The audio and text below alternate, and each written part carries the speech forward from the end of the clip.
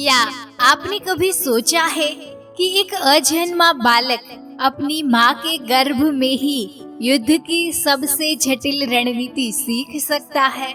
ना तलवार थी, ना कोई गुरुकुल, बस एक माँ थी, उसका प्रेम, उसकी उपस्थिति और एक पिता की वाणी जो सीधे आत्मा को छू रही थी। यह कोई कहानी नहीं, यह महाभारत का एक सजीव सत्य है। उस अजन्मे बालक का नाम था अभिमन्यु। यह कथा हमें उस समय में ले चलती है जब धर्म, प्रेम और भविष्य तीनों एक साथ चल रहे थे। अर्जुन पांडवों में सबसे पराक्रमी, अपने वनवास के अंतिम दिनों में तीर्थ यात्रा पर निकले थे। वो जीवन को एक नई दृष्टिकोण से समझना चाह रहे थे। आखिरकार उनका मार्ग उन्हें ले आया द्वारका, श्री कृष्ण की नगरी, जहाँ समुद्र की लहरें, मंदिरों की घंटियाँ और एक दिव्यता थी जो हर आत्मा को शांति देती थी। यही वो स्थान था जहाँ अर्जुन की भेंट हुई सुभद्रा से, भगवान श्री कृष्ण और बलराम की बहन, एक शांत, सौम्य, तेजस्वी और गुणवान कन्या। जब अर्जुन ने सुभद्रा को पहली बार देखा, वो रुक्मणी मंदिर से लौट रही थी। सफेद वस्त्र, पूजा की थाली और चेहरे पर एक दिव्य तेज था। अर्जुन जैसे ठहर से गए, मन ही मन में बोले, यदि किसी स्त्री से कोई पुत्र जन्म ले तो वह अवश्य महापुरुष होगा। श्री कृष्ण मुस्कुराए और बोले, पार्थ, तू तीर्थों की यात्रा पर निकला था, लेकिन तुझे अपनी संतान का तीर्थ मिल गया है। सुभद्रा कोई साधारण कन्या नहीं, वो उस यज्ञ की अग्नि है जिसमें धर्म का बीज अंकुरित होगा। अर्जुन और सुभद्रा के बीच आत्मीयता बढ़ी। वे धर्म, जीवन और भविष्य पर चर्चा करने लगे। एक दिन सुभद्रा ने पूछा, क्या आपको कभी युद्ध से डर लगता है? अर्जुन बोले, डर तब लगता है जब लगता है कि मेरे भीतर वो शक्ति नहीं जो मेरी संतान को योग्य बना सके। सुभद्रा ने मुस्कुरा कर कहा, तो चलिए एक ऐसा जीवन रचते हैं जहाँ भय नहीं, सिर्फ संस्कार हो। श्री कृष्ण के आशीर्वाद से हुआ अर्जुन और सुभद्रा का शुभ विवाह। शंखनाद, मंत्र, पुष्प वर्षा और उसी दिन कृष्ण ने सुभद्रा से कहा, अब तू केवल मेरी बहन नहीं, अब तू एक ऐसी माँ बनेगी जो धर्म को जन्म देगी। और यही से शुरू हुई अभिमन्यु की गाथा। गर्भ के भीतर रचा गया एक अद्भुत इतिहास। कुछ महीनों बाद सुभद्रा ने अर्जुन को वह शुभ समाचार दिया, मेरे गर्भ में तुम्हारा पुत्र है। अर्जुन ने भाव विभोर होकर कहा, अब तुम केवल मेरी पत्नी नहीं, अब तुम इस राष्ट्र की भविष्य निर्माता हो। और यहीं से शुरू हुई गर्भ शिक्षा की पवित्र यात्रा। अर्जुन ने अपने शस्त्रों को एक ओर रख दिया। अब उनका अस्त्र था वाणी, ध्यान और वेदों का ज्ञान।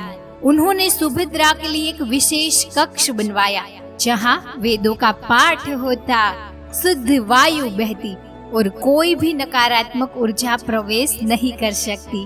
और एक दिन जब सुभद्रा 7वें महीने में थी, अर्जुन उन्हें लेकर महल के उद्यान में ले गए। वहीं नीम की छांव में, शांति के उस वातावरण में अर्जुन बोले, प्रिय, आज मैं तुम्हें युद्ध की एक अद्भुत प्रणाली सिखाऊंगा, चक्रव्यूह।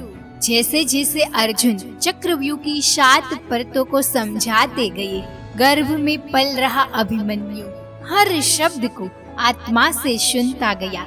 सुभद्रा ने अर्जुन का हाथ पकड़कर कहा, मुझे लगता है मेरे गर्भ में कोई जाग उठा है।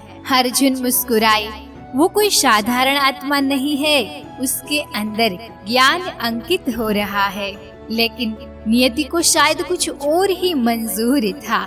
जब अर्जुन अंतिम परत चक्रव्यूह के बाहर निकलने का मार्ग बताने वाले थे, सुभद्रा को नींद आ गई और उस ज्ञान की आखिरी कड़ी अधूरी रह गई।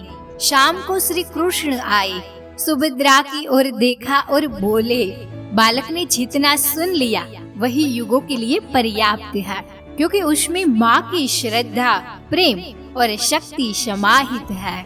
अभिमन्यु एक ऐसा बालक जो गर्भ में ही योद्धा बन गया, एक ऐसा जन्म जिसे खुद श्री कृष्ण ने आशीर्वाद दिया, और जिस रात उसका जन्म हुआ वो पोष माह की शांत चांदनी रात थी।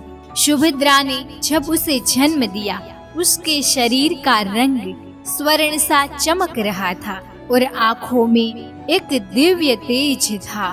अर्जुन ने जब पहली बार उसे गोद में लिया तो बोले, यह केवल मेरा पुत्र नहीं, यह धर्म का सिपाही है। बचपन से ही उसका खेल अभ्यास था। 3 वर्ष में धनुष थामना, 4 वर्ष में घंटों ध्यान करना, 5 वर्ष की उम्र में श्री कृष्ण की मूर्ति देखकर कहना, माँ ये वही है जिन्होंने मुझसे गर्भ में बात की थी। सुभद्रा स्तब्ध रह गई। अब उन्हें भी विश्वास हो गया कि अभिमन्यु को केवल जन्म नहीं, स्मृति भी मिली है। गुरु कृपाचार्य ने कहा, यह बालक प्रकृति से ही योद्धा है। गुरु द्रोण ने कहा, यदि अर्जुन की छाया देखनी हो तो अभिमन्यु को देखो, लेकिन याद रखो ये केवल छाया नहीं, यह स्वयं में प्रकाश है। एक दिन अभिमन्यु की भेंट कर्ण से हुई। कर्ण ने कहा, क्या तुम में भी अर्जुन जैसा पराक्रम है? अभिमन्यु ने शांत भाव से उत्तर दिया, मेरे पास गर्भ की शिक्षा है और उसमें डर सिखाया ही नहीं गया। श्री कृष्ण ने जब अभिमन्यु को ध्यान करते देखा तो बोले, अब इस बालक को मेरी आवश्यकता नहीं, यह स्वयं में पूर्ण हो चुका है। और फिर सुभद्रा से कहा, तूने केवल शरीर नहीं रचा, तूने धर्म का भविष्य गढ़ा है। तो मित्रों, यह थी अभिमन्यु की गर्भ कथा, जिसने बताया कि ज्ञान केवल पुस्तकों से नहीं, माँ की श्रद्धा, पिता की वाणी और वातावरण के संस्कारों से भी मिलती है। हर गर्भ एक भविष्य निर्माता है, और याद रखिए, हर माँ के गर्भ में पल रहा है एक भविष्य निर्माता। बस जरूरत है सही गर्भ संस्कार की। अगले भाग में जब अभिमन्यु बना ब्रह्म शस्त्रधारी। यदि आप अगला भाग जल्द ही सुनना चाहते हैं तो कमेंट में जरूर बताइए। और हाँ, यह कहानी आपको कैसी लगी कमेंट जरूर करें। धन्यवाद।